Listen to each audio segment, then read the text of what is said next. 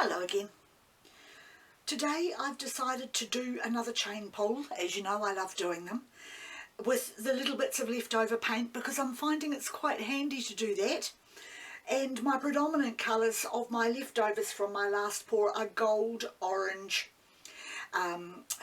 aquamarine blue, turquoise, and then little bits, tiny little bits of the other colours, which included red, yellow and cobalt blue. Ah dear. Okay, so I want to use two colours for my chains today. The first one is Pearl Wine Red from Montmartre Dimension Colours, and the other one is Artist Acrylic Value Series in the silver, and I'm going to see what sort of patterns I can make with those colours. So I'm going to drizzle those colours randomly down the side of my picture here so that I can run the chains through them to put place onto the picture. I was going to do straight lines with them, but I decided I was going to do kind of snake-like patterns, like the letter S, to see what I can get. And that means that the colours will come out in a random way on the chains. And the other thing that I have done is the picture, the canvas, has been sitting here in my art room for about 3 hours with the paint on it. I have learned from other artists that it's better to do butterfly kisses on paint that is a little thicker on the canvas, so I thought I might just experiment with that also for doing the chain pulls to see if it makes any difference if the paint has had time to settle onto the canvas. So I think I better stop there, otherwise I'm going to have way too much paint. And now I will start my chain pulls.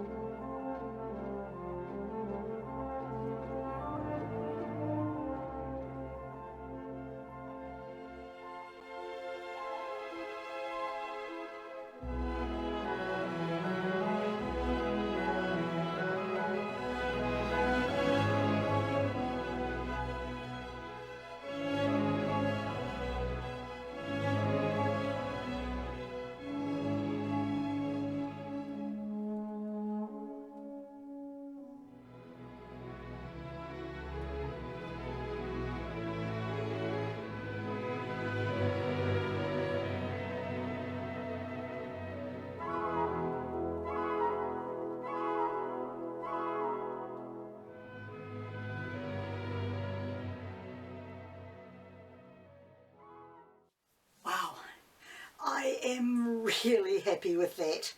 I wasn't going very far with the chains alone. I was having all sorts of little issues trying to repair things I didn't like.